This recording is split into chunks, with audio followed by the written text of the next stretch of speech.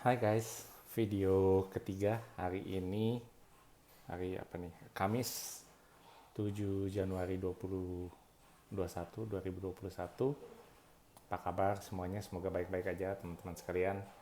Hari ini kita akan ngomongin tentang environment atau lingkungan sekitar. Maksudnya adalah lingkungan sekitar itu mempengaruhi kita untuk menjadi lebih baik atau malah tidak gitu, untuk menjadi sukses atau tidak.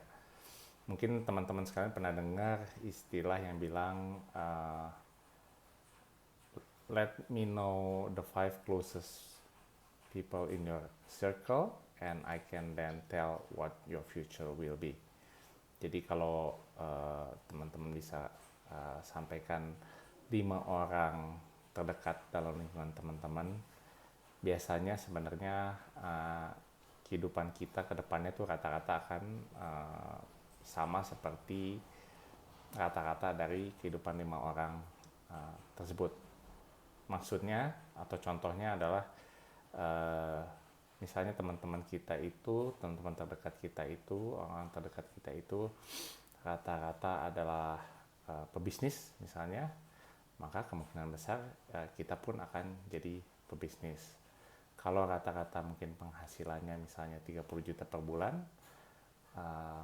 kemungkinan besar kita pun akan mendapat penghasilan yang sama gitu.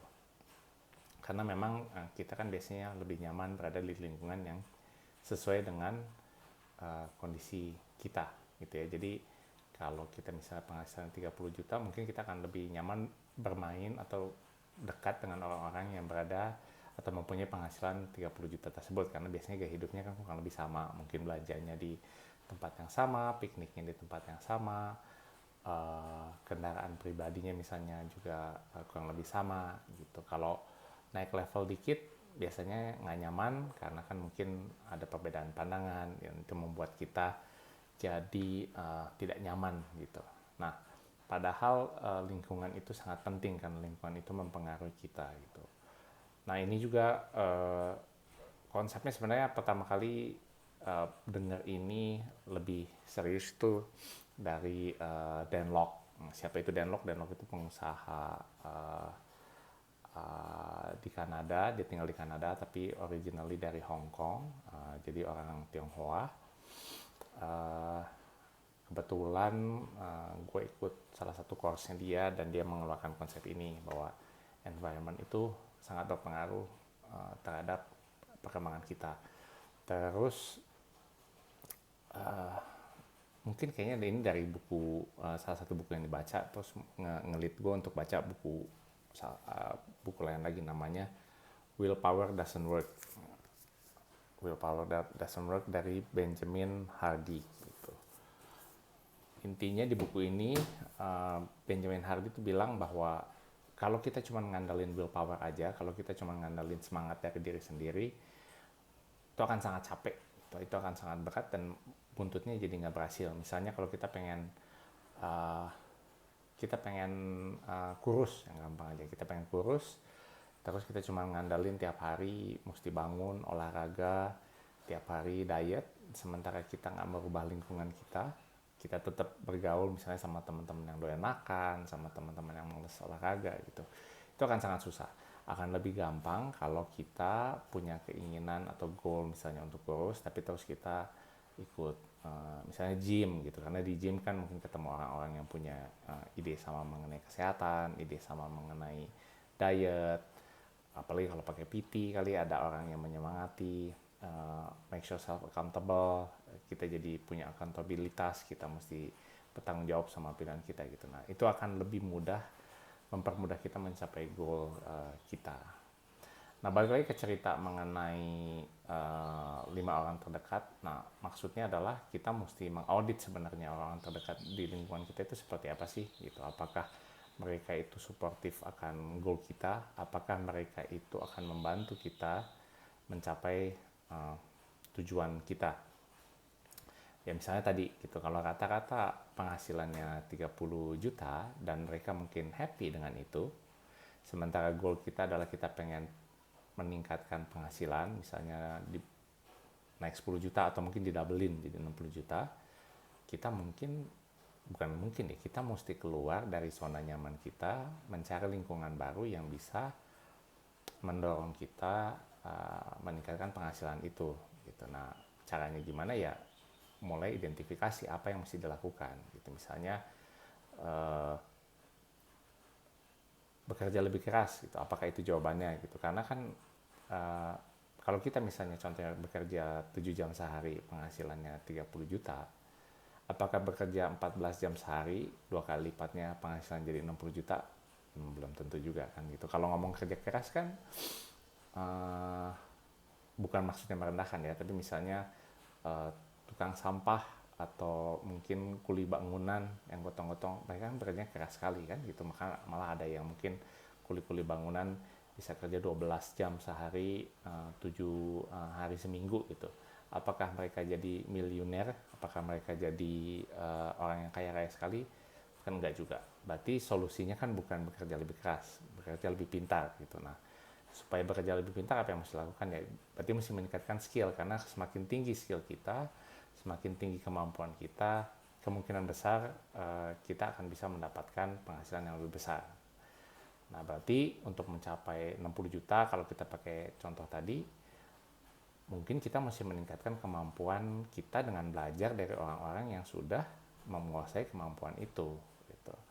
Nah, menurut gue sih sebenarnya zaman sekarang tuh semuanya lebih mudah gitu ya, maksudnya karena dengan ada internet, sosial media gitu, jadi sebenarnya kita bisa jump in, nyemplung ke komunitas atau follow orang-orang untuk jadi mentor kita yang memang sudah mencapai tahapan itu gitu. Misalnya kita kalau misalnya bisnismen gitu atau punya usaha sendiri, kita perlu meningkatkan kemampuan sales kita gitu. Gimana caranya sebenarnya jual produk yang lebih mahal harganya, kualitasnya lebih bagus, terus membuat orang mau beli produk kita. Nah, itu kan perlu skill khusus, gimana mungkin dari cara marketingnya, cara approach potential customer-nya gitu. Nah, untuk mempelajari skill-skill itu ya kita bisa belajar, mungkin ngambil kursus, bisa baca buku, atau ya follow orang-orang yang kita tahu udah lebih sukses dari sosial medianya, YouTube gitu. Banyak hal-hal yang sebenarnya sekarang tuh tersedia secara gratis yang bisa kita manfaatkan gitu untuk meningkatkan skill. Nah, dengan kita memfollow misalnya, mengikuti orang-orang seperti itu, secara nggak langsung sebenarnya kita sudah merubah lingkungannya. Nah, tinggal kita secara konsisten nyemplung ke lingkungan itu gitu. Sebenarnya akan lebih baik memang kalau secara fisikal kita juga bisa dekat dengan orang seperti itu, karena kedekatan dengan orang-orang yang lebih sukses itu akan lebih gampang sebenarnya mendorong kita untuk lebih sukses. Kalau kita bergaul dengan komunitas yang misalnya penghasilannya 2 kali lipat di atas kita, mau nggak mau mindset kita akan berubah, cara pandang kita akan berubah, dan itu akan mendorong kita untuk lebih cepat mencapai goal kita untuk meningkatkan penghasilan 2 kali lipat. Tapi kalau memang masih belum bisa, ya cara paling gampang seperti itu. Mungkin contohnya ikut Facebook group, karena sekarang juga banyak yang gue lihat di mentor-mentor itu bikin komunitas di Facebook group misalnya gitu. Ikut join dan aktif di situ. Jadi kita mungkin kasih komen, kita baca posting-postingnya, direnungkan, dipelajari, take action atas mungkin hal-hal yang menurut kita idenya bagus, terus share di situ. Nah, dengan kita berinteraksi di situ, engage di komunitas itu, lama-lama kita juga akan makin aktif di situ, dan itu secara langsung membentuk lingkungan kita. Nah, gimana mungkin dengan lingkungan yang lama gitu, misalnya contoh yang tadi 5 orang teman kita yang mungkin penghasilannya segitu-gitu aja gitu, ya pilihannya ada sama kita. Jadi ekstrimnya memang kalau dibilang kalau lingkungannya negatif, tinggalin aja gitu, tapi kan kadang-kadang nggak mudah di prakteknya untuk meninggalkan lingkungan yang negatif, apalagi kalau lingkungan yang negatif itu keluarga terdekat kita gitu, misalnya orang tua, adik atau kakak kita gitu kan, mereka masih saudara kita, dan mungkin untuk sebagian orang, mayoritas orang sangat ekstrim sekali kalau kita harus meninggalkan mereka terus nggak kontak sama sekali gitu. Yang bisa dilakukan ya mungkin melimit mungkin interaksi dengan mereka. Kalau memang misalnya masih tinggal bareng, ya mungkin mulai dipertimbangkan untuk pindah misalnya gitu. Atau kalau memang masih suka ketemuan ya mungkin dikurangin frekuensi ketemuannya, atau apa yang dibicarakan mungkin di limit gitu misalnya. Jadi nggak ada hal negatif dari mereka yang mempengaruhi kita gitu. Tapi intinya adalah kita mesti nge-push diri kita untuk masuk ke lingkungan baru. Apa yang tadinya nyaman, misalnya di lingkungan 30 juta itu tentunya akan tidak nyaman ketika kita masuk ke lingkungan yang 60 juta.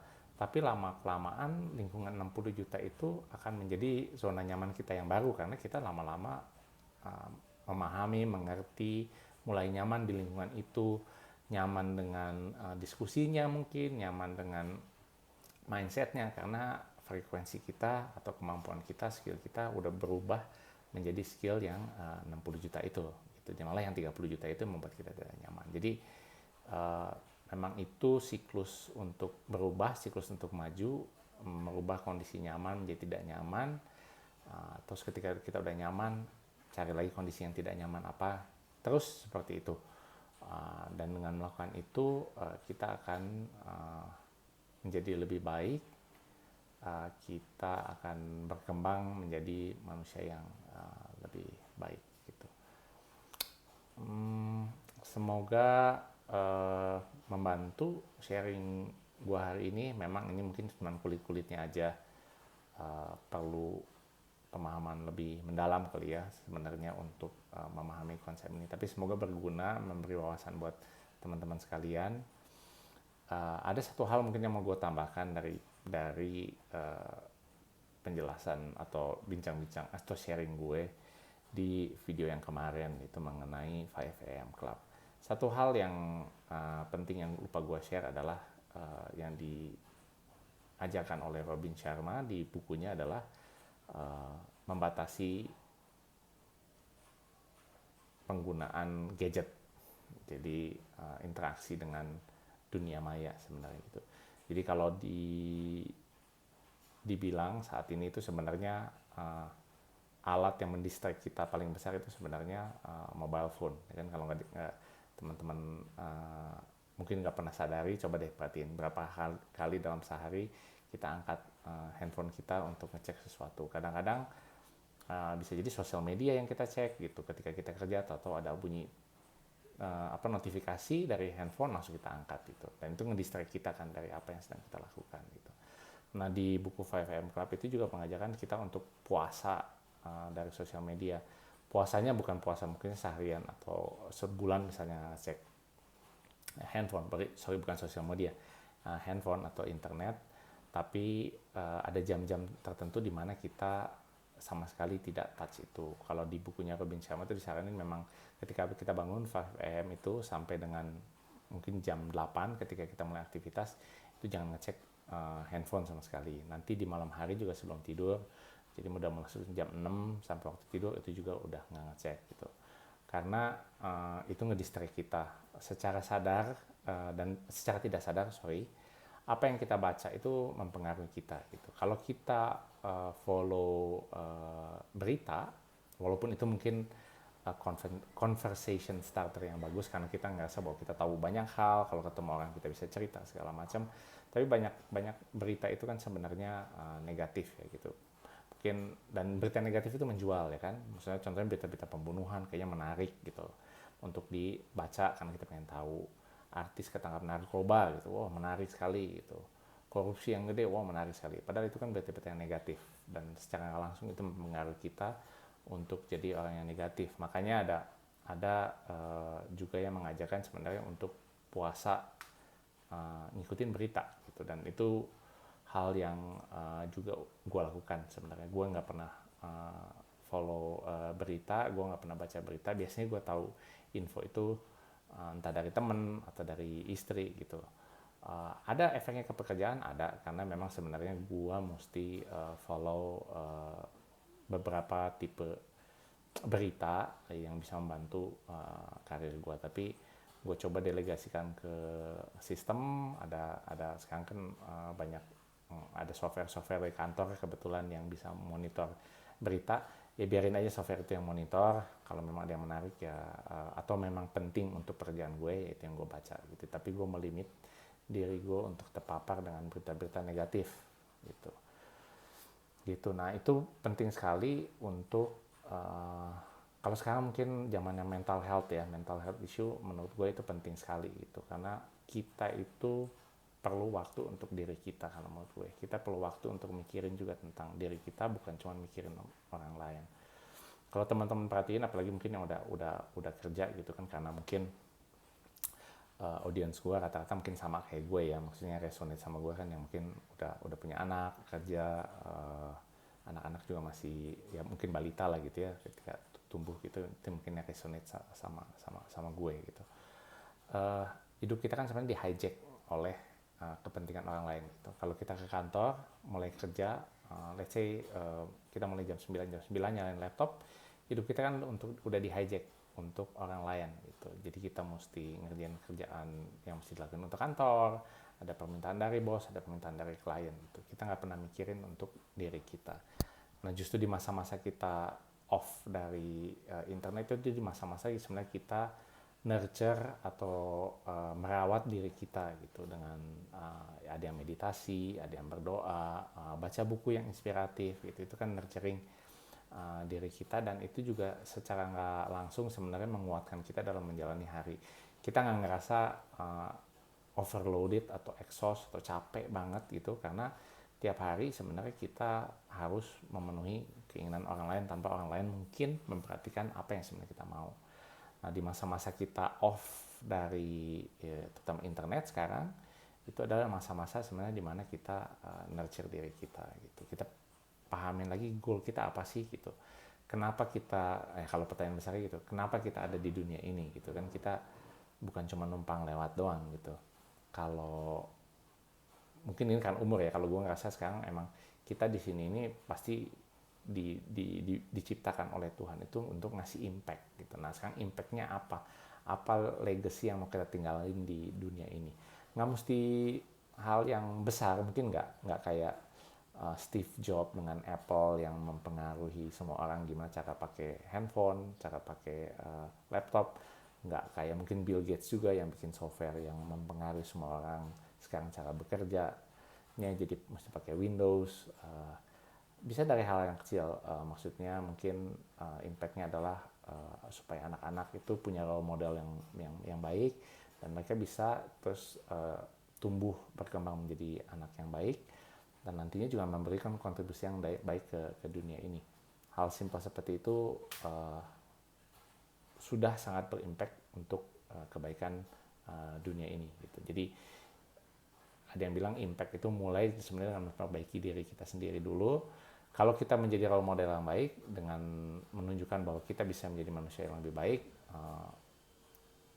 orang yang resonate dengan kita akan mau follow terus mempelajari, pengen jadi seperti kita juga, dan itu secara langsung kan sudah mengimpact dunia juga untuk menjadi lebih baik. Jadi nggak perlu mikir terlalu jauh atau terlalu besar, kita mulai dari hal yang simple dulu yang bisa kita lakukan gitu. Dan itu yang pengen gue coba capai dengan share-share video seperti ini. Oke, seperti biasa mungkin teman-teman yang mau komen, ngasih input, feel free. Ini video kayaknya udah gue akhirin, udah mau 20 menit. Lumayan panjang juga hari ini ngocehnya. Kita ketemu lagi di video berikutnya. Have a nice day, have a nice evening, have a nice afternoon. Gue gak tahu waktunya kapan lu nonton ini, tapi enjoy the rest of your day. Kita ketemu lagi besok. Thank you guys, bye.